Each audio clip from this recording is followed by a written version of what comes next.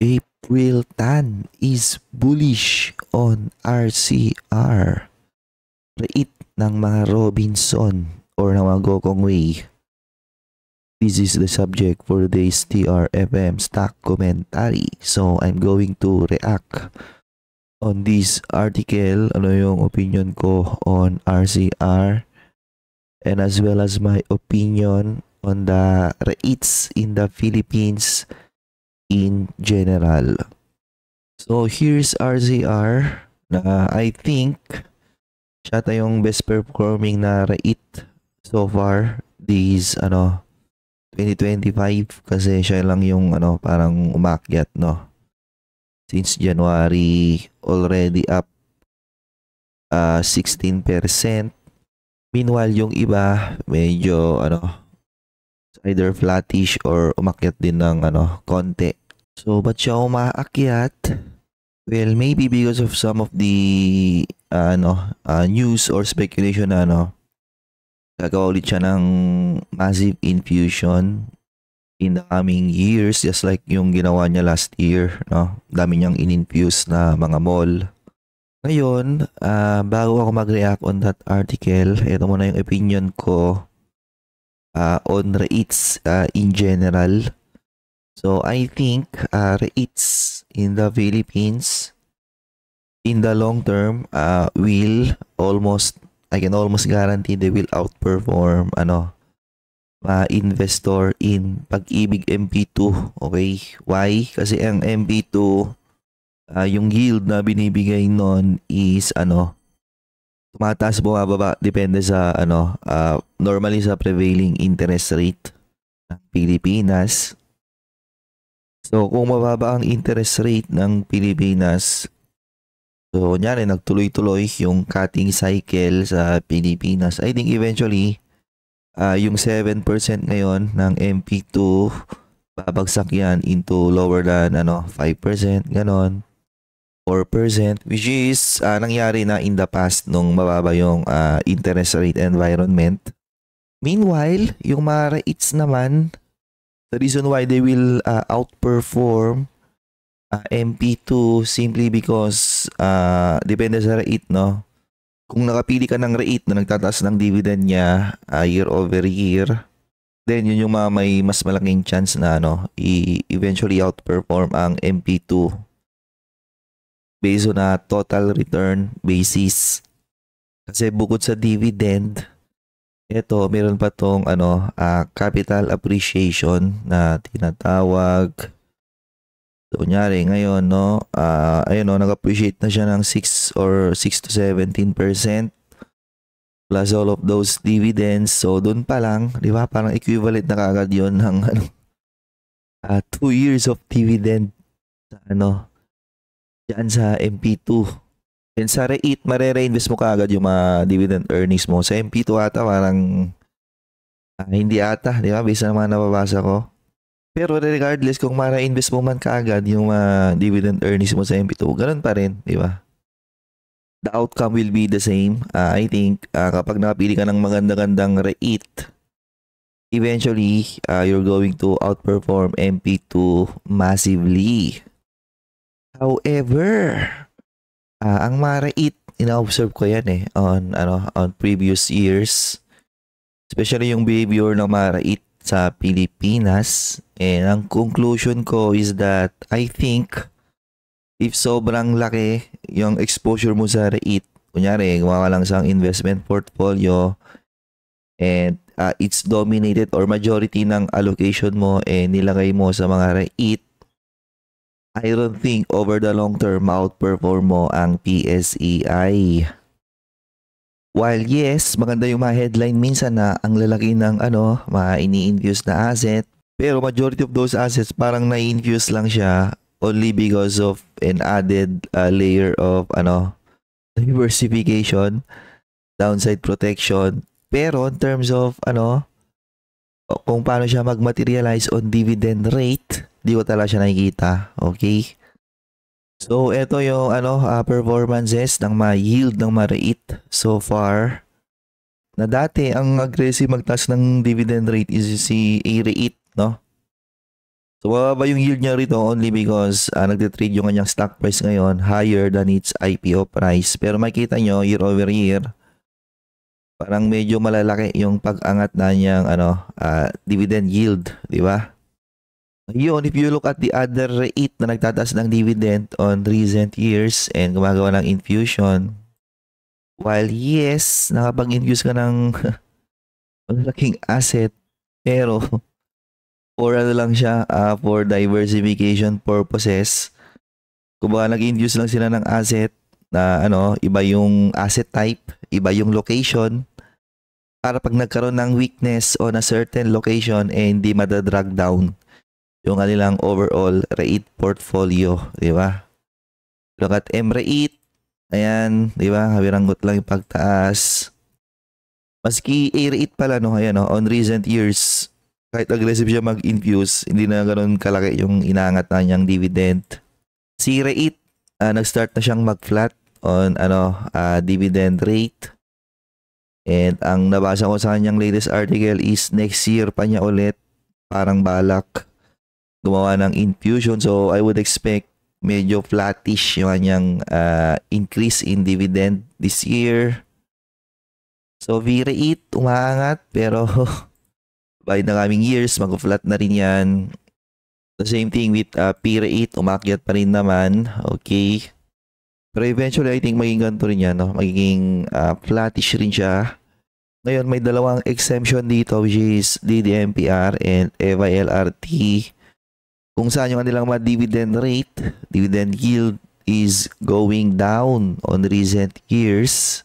Because yun na nga, nagmaterialize na yung tinatawag na concentration risk on a certain location. So DDMPR yung yung nag-isa nilang malaking property doon sa may Bay Area, and FILRT Alabang, di ba? So PhilInvest may infuse siya na asset pero ganun din, di ba? I believe yung infuse niya na asset Alabang area din. So I'm not that optimistic with that asset infusion. And DDMPR, wala siyang balak mag-infuse pa, wala pa akong nababalitaan. So every time na nawawalan siya ng tenant, di ba? Or nagkakaroon ng weakness doon sa kanyang mismong area, nag-slow down yung activity sa area na yon, apektado kaagad yung rate na yan. Ngayon, balik ako sa mga rate na aggressively nag-infuse recently. Let's say RCR. And ang parent company niya is RLC. I think in the long term, ang magbe-benefit is still the parent company, RLC. So RLC and all of these property stock, karon sila ng weakness on recent years na ako personally, I think due to lang yan, sentiment.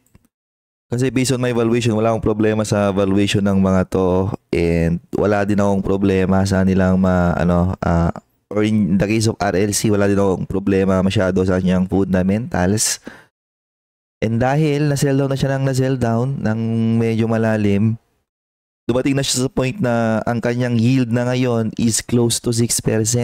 So you compare that with RCR, parang di ba, halos similar na sila ng yield eh. Eh ang RLC, ang payout ratio nito is mababa lang. I believe wala pa sa 30%, baka nasa 20% lang eh. So therefore, madami siyang natitira talagang cash, di ba, na pwede niyang i-reinvest pabalik sa business to drive future growth ng company na to. Meanwhile, ang RCR naman, pag namimigay ng dividend, dahil nga rate, di ba, more than 90% na nilang distributable income, pinapamigay na nila into dividend. Kaya yung kanilang growth, umasa na lang yan on kunyari, tatas sila ng tenant fee, ganon. Or better yet, hanap ka ng bagong mga tenant na mas magbabayad ng tas-tas na fee. Things like that. Kasi itong mga to, hindi naman sila aggressive ngayon na gumawa ng asset infusion through debt issuance. Puro siya mostly puro share issuance in recent years. Na pag share issuance, ang nagbe-benefit dyan is eto, di ba? Kasi yung mga share issuance na yon, kapag once na Binenta nila yon, which is yun yung ginagawa nila, di ba? Eventually, binibenta nila yung na-issue na shares sa nila kapalit ng asset na pinapasa nila. All of those share issuance na eventually magiging cash, ano yun mga added growth engine yun for the parent company. Mag-build ng mga mas bagong asset. Syempre kasi yung mapapasa mo dito, maluma na yun kung magbibuild ka ng bagong asset, 'di ba? In terms of yung i-generate na future profits and cash flows, I think mas magiging malakas yung maging generation ng return ng mga 'yon, 'di ba? On their business. So every time na gumagawa ngayon ng asset infusion, malalaking asset infusion tong mga REIT, actually mas naging bullish na ako sa sa parent. Kasi I know for a fact na kakaroon siya na mga additional potential growth driver, or I should say a fuel for future growth ng business. So aside from lower interest rate which make real estate investment trust or REITs more attractive. So ba't niya nasabi yon sa article na to? Kasi if you lower the interest rate, all of these passive income like bonds, MP2, magbababaan yung yield ng mayan. Therefore, pag bumaba yung yield nila and kinompare nila yung yield on those passive income on other asset and kinompare nila with, kunyari, REIT, kunyari, tingnan nila si RCR, 6%, and then ang in-over na lang ng mga passive income na instruments out there is 4 to 5%, di ba? So, madaming investor, pupunta sila on REIT. And then, attractive din kapag mababa yung interest rate eventually kasi pwede siyang gawing kasi pwede nang gawing growth option ng mga REIT yung debt issuance. Kapag mababa na yung interest rate, pwede na sila mag-take ng additional debt and debt na yung gagamitin nila or yung cash na makuha nila on that debt to buy asset, okay? Nasa ngayon, hindi pa nila ginagawa kasi mataas pa yung interest rate. May isang gumawa niyan, si REIT, parang nag-issue siya ng parang green bonds ba yun? Acquire parcels of land para taniman ng solar. So sabi daw ng CFO, the company has a 3-year target to make RCR as big as possible. So sa ngayon, ang pinamalaki is REIT. Diba? In terms of market cap, ito 107 billion.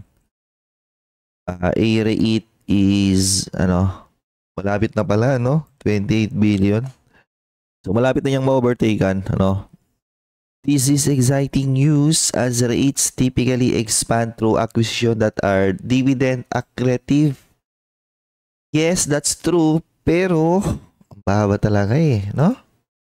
5.4, naging 5.5, naging 5.7, naging 6. Ano to? 0.2, 0.3 yung dinadagdag. Parang mostly lang talaga 0.2 or below. Kasi nga, a lot of this infusion na ginagawa ngayon ng madaming REIT is more for para lang ma-diversify yung kanilang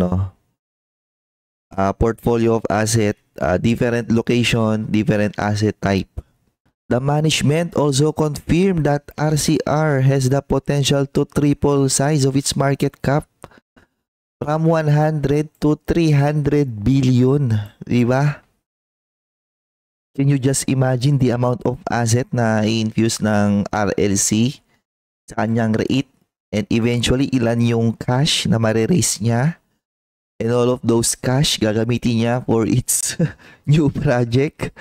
Pagtayo siya ng mga makabagong buildings and malls. Ilan ba market cap ng RLC, di ba? So RLC is mas malit nga yung market cap ng RLC, di ba, compared sa RCR. Ang parent dito is RLC. So ba't mas maliit siya? Kasi nga yung market price lang ng RLC sa ngayon. Gawa nga ng bad sentiment, pero in terms of fundamentals, di ba? Iba pa rin ang RLC 13.2, 12 naging 13.2. RCR is 4.4 naging 6.1. So makikita nyo may disconnect, di ba? And ang sinasabi lang doon is nagtitrade at a higher PE yung mga REIT. So in terms of value or future potential value and capital appreciation, nasa mga parent yan ngayon. Yung mga ganyang bad sentiment, ano lang yan, is just a matter of time. Ang sentiment di nagtatagal yan eh. Especially kapag binibigyan ng capital, di ba? Yung mga parent. Binigyan mo sila binibigyan ng growth fuel para mag-expand, mag-build ng mga panibagong malls, offices, hotel. Nakakagawa sila ng adjustment. It's just a matter of time, okay? Although there is no guarantee that RCR will indeed triple in size in the next 3 years, I am confident that it can grow at least 28%. So, pag nag-grow siya ng 28%, paano ilan na market cap nun? Para magiging market cap nun is or will be dodoble na niya yung kanyang parent. So RCR's public float is now 42, di ba? So kasi gusto nila madaming retail na mag-participate diyan sa mga REIT. Enabling it to acquire as much as 28.5 billion worth of asset. Grabe, no? From RLC. So ilang capital na naman yung marirelease nila dito.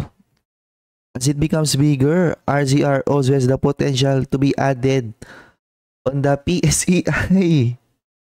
This will push RCR's share price fund manager tag na share, blah blah blah, no? So makikita nyo yung irony, no? Mas napupush pa yung REIT only because mayroon siyang bigger market cap compared sa kanyang parent. Pero in terms of earnings potential, di hamak na mas malakas yung kanyang parent. Yan yung pangit sa mga index, no, na tetrenta lang yung composition, and kung ano nung klase ng requirement yung hinihingi na para sa akin, a lot of those requirement is irrelevant. So maglalagay ka ng isang another stock sa index only because mataas yung kanyang na-attain na market cap, pero yung kanyang earnings potential is very weak. Therefore, yung kanyang future growth, yung kanyang future capital appreciation potential, wala doon. So kung wala siyang capital appreciation potential, ano sa tingin niyo mangyayari sa index? And hindi rin siya mag-appreciate, di ba? Finally, I am excited about RLC's potential asset injection. So, RLC to infuse more malls, di ba? Given that it still has 1.7 million square meters of malls versus only 793,000 offices left in this portfolio. And dahil may weakness ngayon sa office leasing and malakas yung mga mall leasing, ganon. So again, that's an added diversification. And the main risk to RCR's growth trajectory is the potential rise in interest rate na risk to ng mga REIT in general, or actually risk yan ng whole equities market, no? Ayaw ng equities market tumataas yung interest rate. Na kapag pumitik na ulit yung interest rate, of course babagsak ulit, or may possibility na bumagsak ulit yung mga REIT. Pero hindi lang REIT, no? Equities market